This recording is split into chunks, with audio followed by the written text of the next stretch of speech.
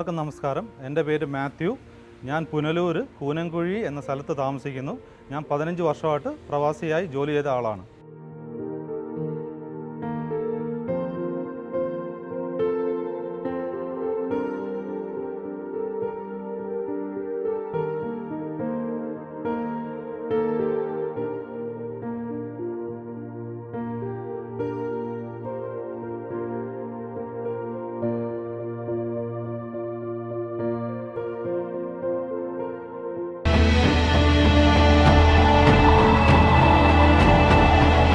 എൻ്റെ ചെറുപ്പകാലത്ത് ഞാൻ പുനലൂരിൽ എല്ലാവർക്കും അറിയാവുന്ന ഒരു സ്കൂൾ തന്നെയാണ്, സെങ്കേറ്റി സ്കൂളാണ്. അവിടെയാണ് ഞാൻ 10th വരെ പഠിച്ചത്. അത് കഴിഞ്ഞിട്ട് ഗവൺമെൻറ് സ്കൂളിൽ, പുനലൂർ ഗവൺമെൻറ് സ്കൂളിൽ പഠിച്ചു. അത് കഴിഞ്ഞിട്ട് ഞാൻ കൊല്ലത്തെ ഫാത്തിമ കോളേജിലാണ് ഞാൻ എൻ്റെ ഗ്രാജുവേറ്റ് പൂർത്തിയാക്കിയത്. പിന്നെ എൻ്റെ ചെറുപ്പകാലം പറയുവാണെങ്കിൽ ഞാൻ ഒരു സ്പോർട്സിലൊക്കെ കൂടുതൽ ആക്റ്റീവായ ഒരു വ്യക്തിയാണ്. ഞാൻ കൊല്ലത്തിന് വേണ്ടി അതിൽ എൻ്റെ ഈവൻറ്റ് സ്പോർട്സിൽ പല ഐറ്റംസിലുണ്ടായിരുന്നു. അതിൽ മെയിനായിട്ട് ഈവൻറ്റിൽ കബഡിയിലായിരുന്നു ഞാൻ കൂടുതൽ കോൺസെൻട്രേറ്റ് ചെയ്തത്. കബഡിയിൽ പല സെലക്ഷനിൽ കിട്ടുകയും അങ്ങനെ കൊല്ലം ജില്ലാ ക്യാപ്റ്റനായിട്ട് ഞാൻ കബഡിയിൽ പോയിട്ടുണ്ടായിരുന്നു. ഞാൻ കൊല്ലം സായിൽ സ്പോർട്സ് അതോറിറ്റി ഓഫ് ഇന്ത്യ കൊല്ലം സായിൽ അവർക്ക് സപ്പോർട്ട് ചെയ്ത് ഞാൻ കളിക്കുകയും കേരളത്തിലെ പലയിടത്തായിട്ട് കളിക്കാൻ പോയിട്ടുണ്ട്. കോളേജ് ലെവലിൽ പോയിട്ടുണ്ട്. അങ്ങനെ ആണ് എൻ്റെ കൊച്ചിലത്തെ മെയിനായിട്ട് എൻ്റെ ഒരു ലൈഫ് പൊയ്ക്കൊണ്ടിരുന്നത്.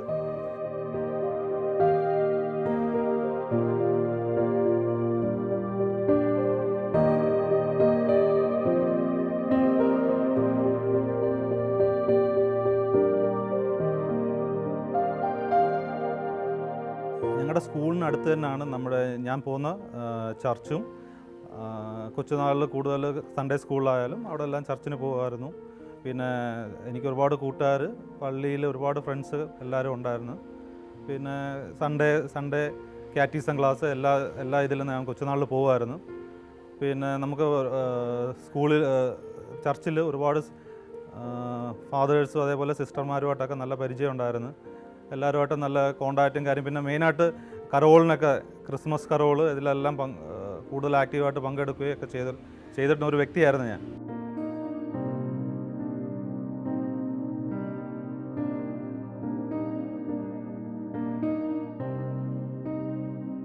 ഞാൻ കൊച്ചുനാളിൽ എനിക്ക് ഏറ്റവും കൂടുതൽ ആഗ്രഹം ഒരു പ്രവാസി ആവണമെന്ന് തന്നെ ആയിരുന്നു. കാരണം എന്ന് വെച്ച് കഴിഞ്ഞാൽ ഞങ്ങളുടെ ഫാമിലി ബാക്ക്ഗ്രൗണ്ടിൽ എൻ്റെ ഫാദറായാലും ഫാദറിൻ്റെ ജ്യേഷ്ഠന്മാരായാലും അതേപോലെ ഞങ്ങളുടെ ഫാമിലി റിലേറ്റീവ്സ് എല്ലാവരും പ്രവാസിയായിരുന്നു. അതുകൊണ്ട് അവരുടെ ലൈഫ് സ്റ്റൈലും അവരുടെ ജീവിതവും രീതിയെല്ലാം കണ്ടു വളർന്നതുകൊണ്ട് എനിക്ക് പ്രവാസി ജീവിതം തന്നെയാണ് ഞാൻ ആഗ്രഹിച്ചത്. പ്രവാസി ആവാനാണ് കൂടുതലും ഇഷ്ടപ്പെട്ടത്. അങ്ങനെ ഞാൻ എൻ്റെ സ്കൂൾ ജീവിതം അതേപോലെ കോളേജ് ജീവിതം കഴിഞ്ഞിട്ട് പെട്ടെന്ന് എങ്ങനെ ഒരു ജോലി കിട്ടാമെന്നുള്ളൊരു ഐഡിയ പലരോടും ഞാൻ അന്വേഷിച്ചു, എൻ്റെ ഫ്രണ്ട്സിനോടൊക്കെ ചോദിച്ച്.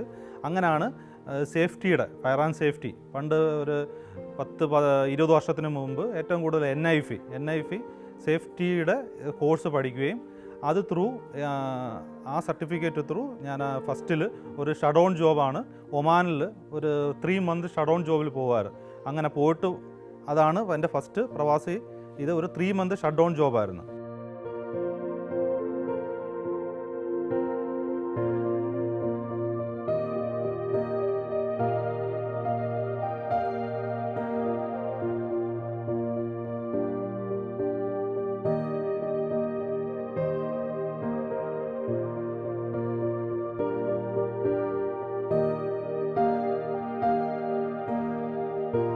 എൻ്റെ മമ്മി എനിക്ക് പള്ളിയിൽ ഒരുപാട് കണ്ടിന്യൂസ് പോകുന്നതും അതേപോലെ മരുന്നുമോട് ചർച്ചിൽ പോകുന്നതും ഭയങ്കര ഒരു വിശ്വാസിയാണ് എൻ്റെ മദർ എന്ന് പറയുന്നത്. അത് നമുക്കും കൊച്ചുനാളിൽ ഞങ്ങളും അത് കണ്ട് വളർന്നു വന്നതായതുകൊണ്ട് വിശ്വാസം നമുക്കും ഉണ്ടായിരുന്നു. ഇപ്പം നമ്മൾ പോകുന്നതിന് മുമ്പേ പ്രാർത്ഥിച്ചിട്ടെല്ലാമാണ് നമ്മൾ ഫസ്റ്റ് ഇവിടുന്ന് പോയത്. എല്ലാ രീതിയിലും നമ്മളൊരു ഒപ്പീനിയൻ ചർച്ചുമായിട്ട് നമ്മുടെ വേണ്ടപ്പെട്ട ആൾക്കാരുമായിട്ട് ഡിസ്കസ് ചെയ്ത് എല്ലാം മനസ്സിലാക്കിയിട്ടാണ് മുമ്പോട്ട് പൊയ്ക്കൊണ്ടിരുന്നത്.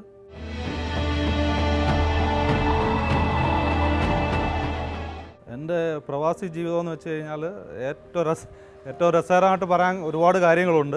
അതിൽ ഒന്നെന്ന് പറഞ്ഞു കഴിഞ്ഞാൽ ഞാൻ എൻ്റെ ഒരു 22ാം വയസ്സിലാണ് ഞാൻ ഗൾഫിലോട്ട് പോകുന്നത്. ലാംഗ്വേജ് എന്ന് പറയുന്നത് അടുത്തൂടെ പോലും പോയിട്ടില്ല, ജസ്റ്റ് മലയാളം മാത്രം അറിയാമായിരുന്നു. എന്നാൽ നല്ല കോൺഫിഡൻ്റ് ഉണ്ടായിരുന്നു, എല്ലാത്തിലും സംസാരിക്കാവുന്നും എല്ലാത്തിനും ഇടപെടാവുന്നുള്ള രീതിയിൽ ഞാൻ ഇവിടുന്ന് പോവുകയാണ്.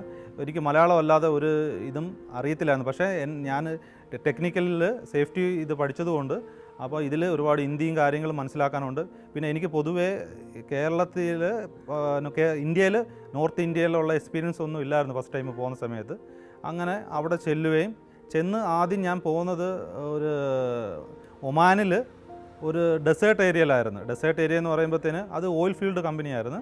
അവിടെ ഈ ക്രൂഡ് ഓയിൽ ഉൽപ്പാദിപ്പിക്കുക, അതിൻ്റെ പ്യൂരിഫിക്കേഷൻ ചെയ്യുക, അങ്ങനെയുള്ള ജോബാണ് അവിടെ മെയിനായിട്ട് ആ ഒരു കമ്പനി ചെയ്യുന്നത്. ആ കമ്പനിയുടെ പേര് ഓക്സി എന്നാണ് ആ കമ്പനിയുടെ പേര്. ആ ഓക്സിയുടെ അണ്ടറിൽ ഒരുപാട് സബ് കമ്പനിയുണ്ട്. അതിൽ അവിടുത്തെ ഒരു ഒമാൻ കമ്പനിയിലാണ് ഞാൻ ഫസ്റ്റിൽ ജോബിന് ചെന്ന് പെട്ടത്. അവിടെ എൻ്റെ കൂടെ വർക്ക് ചെയ്തതെന്ന് വെച്ച് കഴിഞ്ഞാൽ എല്ലാം പാകിസ്ഥാനികൾ, അതേപോലെ പഞ്ചാബികൾ, നോർത്ത് ഇന്ത്യൻസ്, അതേപോലെ അറബികൾ. ഇവരുടെ മുമ്പിലൊക്കെ എനിക്ക് ഭയങ്കര ബുദ്ധിമുട്ടായിരുന്നു എൻ്റെ ലാംഗ്വേജ് കാര്യങ്ങളൊക്കെ. പക്ഷേ എന്തോ എവിടെ ചെന്നാലും പല രീതിയിലുള്ള സപ്പോർട്ട് നമുക്ക് കിട്ടും. അതുകൊണ്ട് എനിക്കൊരു ട്രിവാൻഡ്രത്തുള്ള എൻ്റെ ഒരു സുഹൃത്ത്, ഞാൻ ഫസ്റ്റ് അവിടെ വന്നതിന് ഒരു 3 മാസം കഴിഞ്ഞിട്ടാണ് പുള്ളിക്കാരൻ അവിടെ വരുന്നത്. പക്ഷേ പുള്ളി എന്നെക്കാട്ടി സീനിയറായിരുന്നു, ഒരു 3 വർഷത്തേക്ക് സീനിയറായിരുന്നു. പുള്ളിയുടെ പേര് മഞ്ജോയ് എന്നായിരുന്നു.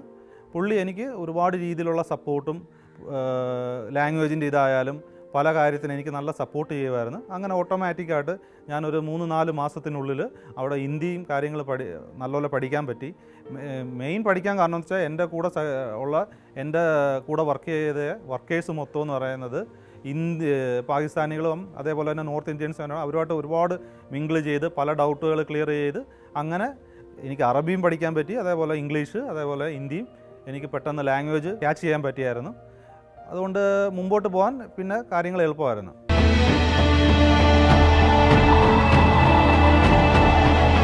ഒമാനിൽ എൻ്റെ ഡ്യൂട്ടി ടൈം എന്ന് വെച്ച് കഴിഞ്ഞാൽ മോർണിംഗ് 6 o'clock ആണ്. 6 o'clock 6 മണി തൊട്ട് ഒരു 12 മണി വരെ ഡ്യൂട്ടി ടൈം, പിന്നെ 1 മണിക്കൂർ ഫുഡ് ടൈമാണ്. അത് കഴിഞ്ഞിട്ട് 1 മണിക്ക് പിന്നെ സ്റ്റാർട്ട് ചെയ്ത് കഴിഞ്ഞാൽ വൈകിട്ട് ഒരു 5 മണി 6 മണി വരെ ജോബ് ചെലവ്. ചിലപ്പോൾ ഷട്ട് ഡൗൺ വരികയും അപ്പം ജോബ് കണ്ടിന്യൂ 8 o'clock, ചിലപ്പോൾ 9 o'clock 10 o'clock വരെ കണ്ടിന്യൂസ് ജോബ് വരാൻ ചാൻസ് ഉണ്ട്.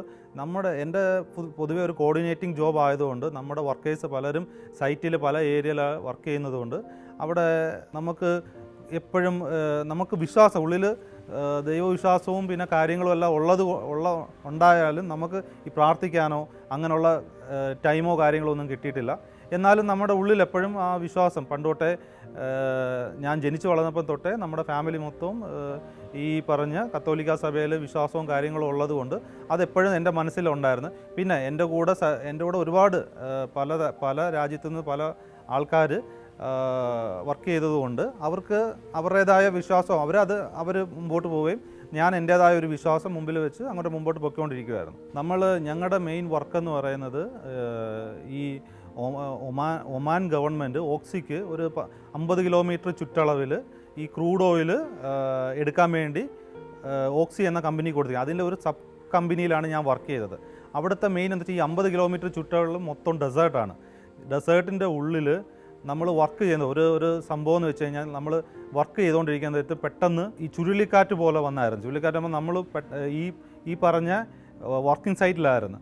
അപ്പോൾ നമുക്ക് പെട്ടെന്ന് പോകാൻ പറ്റത്തില്ല. കാരണം നമ്മുടെ താമസിക്കുന്ന സ്ഥലമെന്ന് പറയുന്നത് അവിടെ നിന്നൊക്കെ ഒരു 20 കിലോമീറ്ററൊക്കെ ഡെസേർട്ടിൻ്റെ ഉള്ളിൽ നിന്ന് നമ്മുടെ സൈറ്റിൽ നിന്ന് നമ്മുടെ ക്യാമ്പിൽ എത്തുമ്പോഴത്തേന് ഏകദേശം ഒരു 20 കിലോമീറ്ററോളം ദൂരം ഉണ്ടായിരുന്നു. അപ്പോൾ ഈ സമയത്ത് നമുക്ക് ഒരു ക്രൂ മാത്രമേ ഉള്ളൂ. ഒരു ക്രൂവിൽ ഒരു 10-20 ആൾക്കാരുണ്ട്. അപ്പോൾ ഈ ഭയങ്കരമായിട്ട് പൊടിക്കാറ്റും അതേപോലെ നമ്മൾ വിചാരിക്കുന്ന പോലെയുള്ള ആ ഒരു ഇതൊന്നുമല്ല.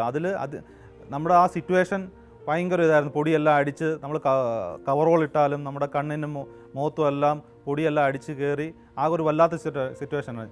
നമ്മൾ ആ ക്രൂ മുമ്പോട്ട് കൊണ്ടുപോകുമ്പോഴത്തേനും നമ്മുടെ കൂടെ വർക്ക് ചെയ്യുന്നവരെല്ലാം നമ്മൾ ശ്രദ്ധിക്കേണ്ടി വരും. അപ്പോൾ അവരെ സപ്പോർട്ട് ചെയ്യണം. അപ്പം ഞങ്ങൾ പെട്ടെന്ന് ഒരു സൈഡിലോട്ട് ഒതുങ്ങി മാറി നിൽക്കുമായിരുന്നു ആ ദിവസം. കാരണം എന്ന് വെച്ച് കഴിഞ്ഞാൽ ആ ഏരിയയിലുള്ള എല്ലാ ഏരിയയിലും ഈ പറഞ്ഞ പോലെ പൊടിക്കാറ്റും കാര്യങ്ങളും ഒക്കെ ആയിരുന്നു. അപ്പോൾ ഇവർ പെട്ടെന്ന് നമ്മുടെ സീനിയറായിട്ടുള്ളവരെ വിളിച്ചാലും അവർക്കും ഒന്നും ചെയ്യാൻ പറ്റില്ല. അവർ ഇതേ സെയിം സിറ്റുവേഷനായിരിക്കും അവരും ഫേസ് ചെയ്യുന്നത്. അപ്പോൾ ഏകദേശം ഒരു 3-4 മണിക്കൂറോളം നമ്മൾ ഈ ഒരു ഞങ്ങളെല്ലാവരും കൂടെ ഒന്നിച്ച് നിൽക്കുക എന്ന് പറയുന്നത് മലയാളികൾ മാത്രമല്ല, ഇന്ത്യൻസുണ്ട്, അതേപോലെ തന്നെ നേപ്പാളികളുണ്ട്, പാകിസ്ഥാനികളുണ്ട്. അവർ ചിലവർ ഓപ്പറേറ്റർ, ചിലവർ വർക്കേഴ്സ്, ചിലർ റിഗിൽ വർക്ക് ചെയ്യുന്നവർ, ഇവരെല്ലാവരും കൂടെ ആ ഒരു ഒന്നും കാണാത്തൊരു സിറ്റുവേഷനിൽ ഞങ്ങളിങ്ങനെ ഒരിടത്ത് ഫുള്ള് ആ ഒരു 3 മണിക്കൂർ ഈ പൊടിക്കാറ്റടിച്ച ഒരു എനിക്ക് മറക്കാനാവാത്ത ഒരു സംഭവമായിരുന്നു. നമുക്ക് ആ ഒരു സിറ്റുവേഷനിൽ ഓക്കെ, നമ്മുടെ കമ്പനി ഹെൽമെറ്റും സേഫ്റ്റി ഗ്ലാസും അതേപോലെ എല്ലാ ഐറ്റംസും തരും, നമുക്ക് ഒരു വേറെ രീതിയിലുള്ള ബുദ്ധിമുട്ടൊന്നും വരത്തില്ല. പക്ഷേ ആ ഒരു സിറ്റുവേഷനിൽ നമുക്കൊന്നും ചെയ്യാൻ പറ്റാത്ത ഓപ്പണായിട്ട് ഏരിയയിൽ ഞങ്ങളിങ്ങനെ നിൽക്കേണ്ട വന്നിട്ടുണ്ട്. 2-2.5 മണിക്കൂറോളം നിൽക്കേണ്ട വന്നിട്ടുണ്ട്. തീർച്ചയായും നമ്മൾ ആ സമയത്ത് എൻ്റെ കൂടെയുള്ള വർക്ക് ചെയ്യുന്നവരും അതേപോലെ ഞാനും എല്ലാം അവരവരായ രീതിയിലുള്ള വിശ്വാസം മനസ്സിൽ വെക്കുകയും പിന്നെ എൻ്റെ കൂടെ നിൽക്കുന്നവർ അതേപോലെ നമ്മൾ അറിയാതെ തന്നെ നമ്മൾ പ്രാർത്ഥിക്കുകയും എല്ലാം ചെയ്തിട്ടുണ്ട്. കാരണം എന്ന് വെച്ച് കഴിഞ്ഞാൽ ആ ഒരു സിറ്റുവേഷനിൽ നമുക്ക് ഒരു രീതിയിലുള്ള ഹെൽപ്പും നമുക്ക് കിട്ടാൻ വഴിയില്ല. അപ്പം നമ്മുടെ വിശ്വാസമാണ് ഓക്കെ, നമ്മൾ മുമ്പോട്ട് പോകാൻ പറ്റും. നമ്മൾ പ്രാർത്ഥിച്ചിട്ടുണ്ട്. എൻ്റെ കൂടെ മുസ്ലിങ്ങളായാലും ഹിന്ദുക്കളെല്ലാം വർക്ക് ചെയ്യുന്നുണ്ടായിരുന്നു. അവരെല്ലാം അവരവരുടെ വിശ്വാസത്തിൽ പ്രാർത്ഥിച്ച് അങ്ങനെ അത് കടന്നു പോകുമെന്നുള്ള പ്രതീക്ഷയുണ്ടായിരുന്നു.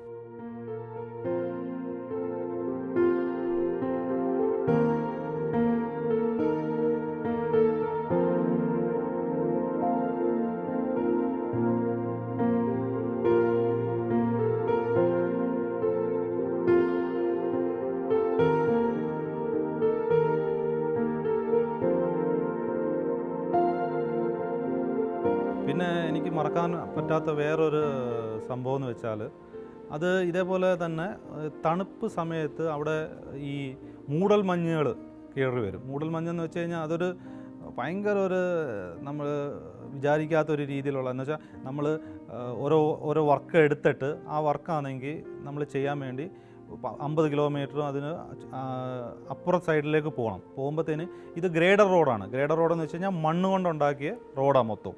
അവിടെ ഈ ഡെസേർട്ടിനുള്ളിൽ നമ്മൾ ഈ ബൊറോബിറ്റി എന്നൊക്കെ മണ്ണെടുത്ത് അത് മിക്സ് ചെയ്ത് കട്ടിയുള്ള മണ്ണാണ് അവിടെ എല്ലാം ഇട്ടിരിക്കുന്നത്. അതിൻ്റെ അതേപോലെയുള്ള ഏരിയകളാണ്.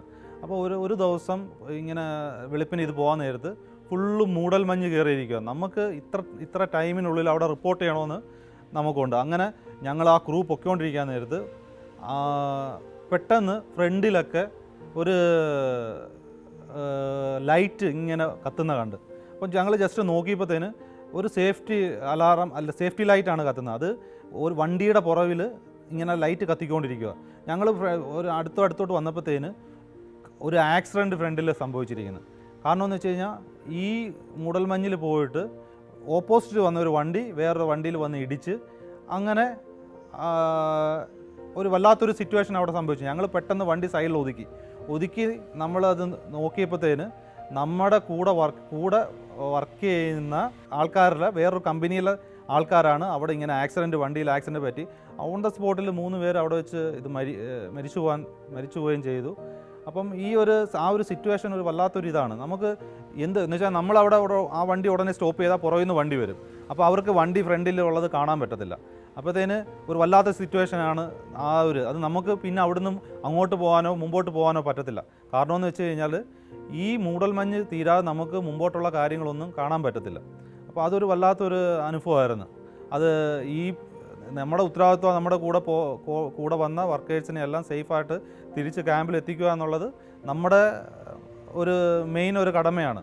അപ്പം അതും മനസ്സിൽ അങ്ങനെ ആലോചിച്ചത് വല്ലാത്തൊരു ടെൻഷനും ആ സമയത്തൊക്കെ നമുക്ക് എന്ത് ചെയ്യണമെന്ന് പറയാൻ നമ്മളപ്പം നമ്മുടെ മനസ്സിലുള്ള വിശ്വാസം എങ്ങനെ അതിനെ ദൈവത്തോട് പ്രാർത്ഥിക്കുക, അങ്ങനെ മുമ്പോട്ട് പോകാനേ പറ്റത്തുള്ളൂ. കോവിഡ് സമയത്ത് എൻ്റെ ഫാമിലിയായിട്ട് ഞാൻ സൗദിയിലായിരുന്നു. സൗദിയിൽ ആ സമയത്ത് എൻ്റെ മക്കൾ 2 പേർക്ക് അധികം ഇതുമില്ലായിരുന്നു, പിള്ളേരായിരുന്നു. ആ സമയത്ത് ഡ്യൂട്ടിയും പിന്നെ ഈ പിള്ളേരെ കൊണ്ടുപോകുന്ന കാര്യത്തിലൊക്കെ ഭയങ്കര ബുദ്ധിമുട്ടും കാര്യങ്ങളും.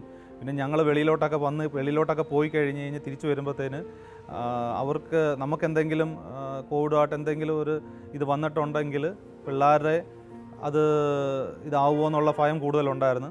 അതുകൊണ്ട് ഭയങ്കര സേഫ്റ്റി പ്രിക്കോഷനും പിന്നെ നമ്മൾ വല്ലാത്തൊരു ടെൻഷനായിരുന്നു. മെയിനായിട്ട് ഒരു കാര്യത്തിനും നമ്മളങ്ങനെ വെളിയിലോട്ട് പോകാൻ പറ്റത്തില്ലായിരുന്നു. എപ്പോഴും ഒരു റൂമിൻ്റെ അകത്ത് അങ്ങനെ അടഞ്ഞിരിക്കുന്ന ഒരു സിറ്റുവേഷൻ ആയിരുന്നു ആ സമയത്ത്. കാരണം എന്ന് വെച്ച് കഴിഞ്ഞാൽ ആ സമയത്ത് എന്തെങ്കിലും പ്രശ്നം പറ്റിക്കഴിഞ്ഞാൽ കോവിഡിൻ്റെ എന്തെങ്കിലും നമ്മുടെ ശരീരത്തിൽ ഇത് ആയിക്കഴിഞ്ഞ് കഴിഞ്ഞാൽ നമ്മുടെ ഫാമിലിയിലുള്ളവർ മറ്റുള്ളവർക്കും അത് വരുമെന്നുള്ള ടെൻഷൻ നല്ലപോലെ ഉണ്ടായിരുന്നു.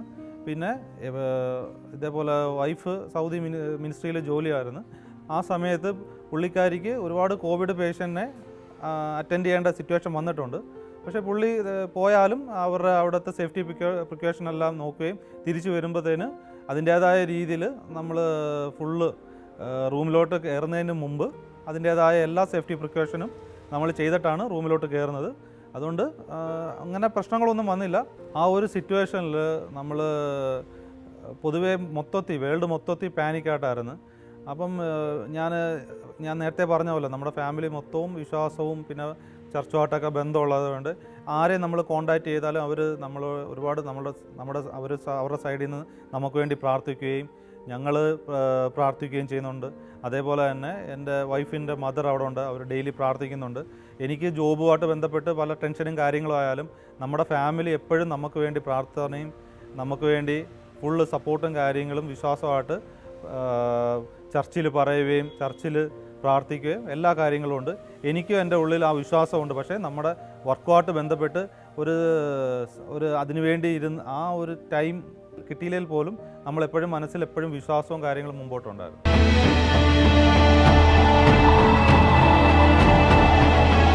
നമ്മുടെ കമ്പനിയിൽ ഞങ്ങൾക്കാണെങ്കിൽ ഒരു പുതിയൊരു ജോബ് കിട്ടിയായിരുന്നു. ആ ജോബെന്ന് പറയുന്നത് ഒരു റിസർവ് പിറ്റ് എന്ന് പറയുന്നത് അവിടെ ഈ വേസ്റ്റ് മാനേജ്മെൻറ്റ് പിറ്റാണ്. അത് ഈ റിഗ്ഗിൽ നമ്മൾ ഡ്രില്ല് ചെയ്യുമ്പോഴത്തേന് വേസ്റ്റ് ഒരുപാട് ഓയിലും മണ്ണുമായിട്ട് നിറഞ്ഞ് കണ്ടമിനേറ്റഡ് സോയിൽ എന്ന് പറയും. എന്ന് വെച്ച് കഴിഞ്ഞാൽ വേസ്റ്റ് എല്ലാം അവിടെ ചേർന്ന് മണ്ണുകളാണ്. അതെന്ന് പറയുന്നത് അവിടെ ഫസ്റ്റ് ഒരുപാട് റിഗ് അവിടെ ഒരു 5 കിലോമീറ്ററിൻ്റെ അകത്ത് അവരൊരു 10-100 റിഗുകളാണ് അടിക്കുന്നത്. അപ്പോൾ റിഗ് അടിക്കുമ്പോൾ ഒരുപാട് വേസ്റ്റ് ഓയിൽ വരുമ്പോഴത്തേന് ഇവർ റിസർവ് പിറ്റ് എന്ന് വെച്ചാൽ ആ റിസർവ് പിറ്റിന് ഒരു 200 മീറ്റർ നീളവും വൺ സൈഡ് 200 മീറ്ററും അതിൻ്റെ വിത്തെന്ന് പറയുന്നത് 50 മീറ്ററും 200 മീറ്ററും അതേപോലെ 50 മീറ്റർ വിത്തുമുണ്ട്. അതിൻ്റെ താഴോട്ടുള്ള ആഴമെന്ന് പറയുന്നത് ഏകദേശം ഒരു 3 മീറ്ററോളം ആഴമുണ്ട്. അപ്പോൾ ഇവിടെ മൊത്തം ഈ പറഞ്ഞ സോയിലും മണ്ണും വേസ്റ്റും എല്ലാം കൂടെ ചേർന്ന് മിക്സ് ചെയ്ത് ഒരുമാതിരി ചെളി രൂപത്തിൽ കിടക്കുക. അപ്പോൾ ഞങ്ങളുടെ കമ്പനിക്ക് ഈ ഒരു ജോബ് കിട്ടിയപ്പോഴത്തേന് അപ്പോൾ അതിൻ്റെ ക്ലീനിങ് ആണ്. അത് മൊത്തം ക്ലീൻ ചെയ്ത് ആ ഏരിയയിൽ എന്ന് വെച്ചാൽ ഇതേപോലെ പിറ്റ് ആ സറൗണ്ടിൽ ആ ഒരു 50 കിലോമീറ്ററിൽ ഏകദേശം ഒരു 130ഓളം പിറ്റുകളുണ്ട്. അപ്പോൾ ഞങ്ങൾക്ക് ഈ ജോബെന്ന് വെച്ചാൽ ഇതിനെ ക്ലീൻ ചെയ്ത് ആ പിറ്റ് മൊത്തം വൃത്തിയാക്കി കൊടുക്കണം എന്നുള്ള ഒരു ജോബ് ഞങ്ങൾ കമ്പനിക്ക് കിട്ടി. ഞാനായിരുന്നു അതിൻ്റെ സൈറ്റിലെ കാര്യങ്ങളൊക്കെ നോക്കിക്കൊണ്ടിരുന്നത്. അപ്പോൾ അവിടെ പോയപ്പോൾ അതിന് ഭയങ്കര ഭീകരതയുണ്ട്. അതേപോലെ തന്നെ പല തമാശകളും അതിലുണ്ട്. കാരണം എന്ന് വെച്ച് കഴിഞ്ഞാൽ ഈ JCBയും ടിപ്പറും പിന്നെ അതാണ് മെയിനായിട്ട് നമ്മൾ ഇതിന് ക്ലീൻ ചെയ്യാൻ വേണ്ടി ഉപയോഗിക്കുന്നത്. അപ്പം എൻ്റെ കൂടെ വന്നിരിക്കുന്ന വർക്കേഴ്സ് എന്ന് വെച്ച് കഴിഞ്ഞാൽ ഇവർക്കിത് ഫസ്റ്റ് അനുഭവമാണ്. എനിക്കും അതുപോലെ തന്നെ ഫസ്റ്റ് അനുഭവമാണ്. പക്ഷേ നമ്മൾ ഈ പറഞ്ഞ പോലെ വലിയ JCBയും വലിയ ഷവലും ഇതിൻ്റെ അകത്ത് ഇത് കുത്തി ഇളക്കണമെന്ന് പറഞ്ഞു കഴിഞ്ഞാൽ ഈ വലിയൊരു ടിപ്പർ അതിൻ്റെ അകത്തോട്ട് പോയി കഴിഞ്ഞാൽ പോലും കാണത്തില്ല, അത്രയും ആഴവും ഇതുമുണ്ട്. അപ്പം ഫസ്റ്റിൽ ഞങ്ങൾ ആ ഒരു സ്റ്റാർട്ടിങ്ങിൽ അതിനെ ഫുള്ള് ക്ലീൻ ചെയ്ത ഒരു സംഭവം എനിക്ക് മറക്കാൻ പറ്റും. കാരണം വെച്ചാൽ അതിന് മൊത്തം എന്താ പറയുക H2S എന്നൊക്കെ പറഞ്ഞുകൊണ്ട് ഗ്യാസും അതിൻ്റെ അകത്ത് ആ ഓയിൽ എടുക്കുമ്പോഴത്തേന് ഭയങ്കര സ്മെല്ലും കാര്യങ്ങളൊക്കെ ആയിരുന്നു. അപ്പോൾ നമ്മളൊരു ഓരോ പിറ്റും ക്ലീൻ ചെയ്തെടുക്കാൻ നമുക്കൊരു മിനിമം ടാർഗറ്റ് ഡേ ഒക്കെ ഉണ്ട്. ഒരു 10 ദിവസം 12 ദിവസത്തിനുള്ളിൽ അത് ക്ലീൻ ചെയ്യണം മൊത്തം. അപ്പോൾ ഇതൊരു വല്ലാത്തൊരു അനുഭവം എന്ന് വെച്ച് കഴിഞ്ഞാൽ ആ ജോബ് പൂർത്തിയാക്കാൻ വേണ്ടി നമ്മൾ ചെയ്ത എഫേർട്ടും കാര്യങ്ങൾ അത് വിവരിക്കാനാണെങ്കിൽ ഒരുപാട് കാര്യങ്ങളുണ്ട്. ഇത് ഞാൻ ജസ്റ്റ് ഇത് പറഞ്ഞതാണ്. ഇത് ഭയങ്കര എന്താ പറയുക, നമുക്കൊരു എഫേർട്ടായിട്ടുള്ളൊരു ജോബായിരുന്നു. അതൊരു എൻ്റെ പ്രവാസി ജീവിതത്തിൽ ഞാനൊരു അനുഭവിച്ചൊരു ഭയങ്കര സംഭവമായിരുന്നു. പക്ഷേ നമ്മൾ അവിടെ ഈ പറഞ്ഞ ഒരു 6-7 മാസത്തിനുള്ളിൽ അത് മൊത്തം കംപ്ലീറ്റ് ആക്കി. വലിയ സക്സസ് ആയിരുന്നു. അതെനിക്ക് മറക്കാൻ പറ്റാത്തൊരു സംഭവമായിരുന്നു. അതിൻ്റെ ഇടയ്ക്ക് വെച്ച് നമ്മുടെ ഈ പിറ്റിൽ വെച്ച് ഓരോ വണ്ടിയുടെ ടയർ പഞ്ചറാവുകയും അതിനുവേണ്ടി അറേഞ്ച്മെൻറ്റ് ചെയ്യുകയും അതിനുവേണ്ടി സൈറ്റിൽ നിന്ന് ആൾ കൊണ്ടുവരികയും ഇതെന്ന് പറയുന്ന ഈ JCBയുടെ നമ്മൾ ഇവിടുത്തെ കാണുന്ന പോലത്തെ ഷവലൊന്നുമല്ല, അവിടത്തേക്ക് ഹെവി ഷവലാണ്. അപ്പോൾ ഇതിന് വേണ്ടി ഞങ്ങൾ ക്രൂ മെമ്പേഴ്സ് എല്ലാം കൂടെ ചേർന്ന് അതിൻ്റെ ടയറൊക്കെ ഊരി പുതിയ ടയർ വയ്ക്കാൻ, പിന്നെ അതിനുവേണ്ടി അതിൻ്റെ പഞ്ചർ ഒട്ടിക്കാൻ വേണ്ടി പോകുന്ന ഇവിടുന്ന് 50-60 കിലോമീറ്റർ ഡെസേർട്ടിൻ്റെ ഉള്ളിൽ കൂടെ ഈ പറഞ്ഞ പോലെ ടിപ്പറിലൊക്കെ ഈ ടയർ ഇട്ട് ഒരു വല്ലാത്തൊരു സംഭവം. അപ്പോൾ ഇതൊക്കെ ഒരു അതിജീവിച്ചാണ് നമ്മൾ ആ ഒരു പ്രോജക്റ്റ് തീർത്തത്. അതൊരു ജീവിതത്തിൽ മറക്കാൻ പറ്റാത്തൊരു സംഭവമാണ്.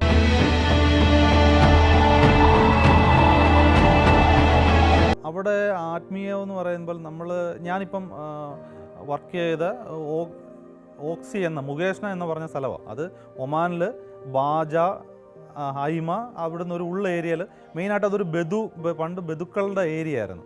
അപ്പോൾ അവിടെ ഈ പറഞ്ഞ ഒമാൻ ഗവൺമെൻറ് അമേരിക്കൻ കമ്പനി, ഓക്സി എന്ന് പറയുന്ന അമേരിക്കൻ കമ്പനിക്കാണ് ആ ഏരിയ ഈ സറൗണ്ട് ഒരു 50 കിലോമീറ്റർ ചുറ്റളവിൽ മൊത്തം അവർക്ക് കൊടുത്തിരിക്കുക.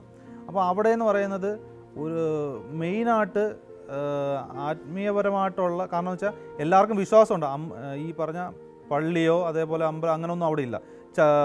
മുസ്ലിം ചർച്ച ഉണ്ട് അവിടെ, ഈ കറക്റ്റായിട്ടുള്ള അവിടെ സമയത്ത് വാങ്ങുവിളിയും കാര്യങ്ങളും. ഞങ്ങൾക്ക് അങ്ങനെ ഒരു സിറ്റുവേഷൻ, നമുക്ക് സെപ്പറേറ്റ് ഒരു പള്ളിയോ അല്ലെങ്കിൽ ഇന്നടുത്ത് പോയി പ്രാർത്ഥിക്കുകയോ അങ്ങനെയൊന്നും നമുക്ക് ഒരു സാഹചര്യം ഉണ്ടായിട്ടില്ല. പക്ഷേ എപ്പോഴായാലും നമ്മൾ തിരിച്ച് റൂമിൽ വരികയോ അവിടെ ചെന്ന് വന്നു കഴിഞ്ഞാൽ നമ്മുടേതായ വിശ്വാസത്തിൻ്റെ രീതിയിൽ പ്രാർത്ഥിക്കുകയും, പിന്നെ എൻ്റെ കൂടെ ഉള്ള വർക്ക് ചെയ്യുന്ന ക്രിസ്ത്യൻസ് ആയാലും ഹിന്ദുക്കളായാലും അവരെ ഒന്നിച്ച് കൂടി അങ്ങനെ അങ്ങ് പ്രാർത്ഥന കാര്യങ്ങളൊന്നുമല്ല. അവിടെ എല്ലാ ക്യാമ്പിലും ഈ മസ്ജിദുണ്ട്.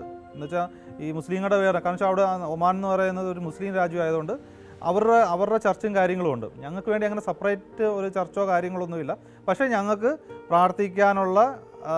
പ്രാർത്ഥിക്കേണ്ട, അങ്ങനെ ഈ ചെയ്യരുത് അങ്ങനെയുള്ള സംസാരമോ കാര്യങ്ങളൊന്നുമില്ല. നമ്മൾ റൂമിൽ ചെന്ന് കഴിഞ്ഞാൽ ഞങ്ങൾ ഒന്നിച്ച് പ്രാർത്ഥിക്കുകയും, പിന്നെ ഞങ്ങളുടെ മലയാളി കൂട്ടങ്ങളുണ്ട്. മലയാള കൂട്ടത്തിൽ അത് ഈ പറഞ്ഞ പോലെ ഞായറാഴ്ച ടൈമിൽ ഞങ്ങളെല്ലാവരോടും ഒന്നിച്ച് കൂടുകയും, പിന്നെ ഈ ചെറുതായിട്ട് ബൈബിൾ വായിക്കുകയും പ്രാർത്ഥിക്കുകയും അങ്ങനെ കാര്യങ്ങൾ ഡിസ്കസ്സൊക്കെ ചെയ്യുകയും അതിങ്ങനെ പോകും. അല്ലാതെ വേറെ പ്രശ്നങ്ങളോ കാര്യങ്ങളോ അങ്ങനെയൊന്നും ഇല്ലായിരുന്നു അവിടെ.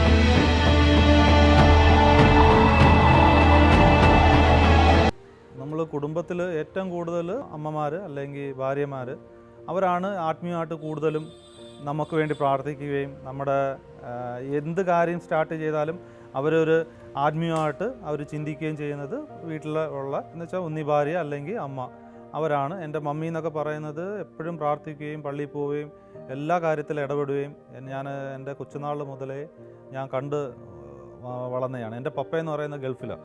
പപ്പയായിട്ട് കൂടുതൽ കാര്യങ്ങൾ ഈ പറഞ്ഞ ആത്മീയമായിട്ട് നമ്മൾ അധികം കണ്ടിട്ടില്ലെങ്കിലും മദർ എല്ലാ ആഴ്ചയിലും പള്ളിയിൽ പോവുകയും ഞങ്ങളോട് കൊച്ചിൽ നമ്മൾ കാറ്റീസിന് പോവുകയും എല്ലാ കാര്യത്തിലും ഇടപെടുകയും പള്ളിയായിട്ടുള്ള എല്ലാ കാര്യങ്ങളും സഹകരിക്കുകയും അങ്ങനെ മുമ്പോട്ട് പോകുന്നത്.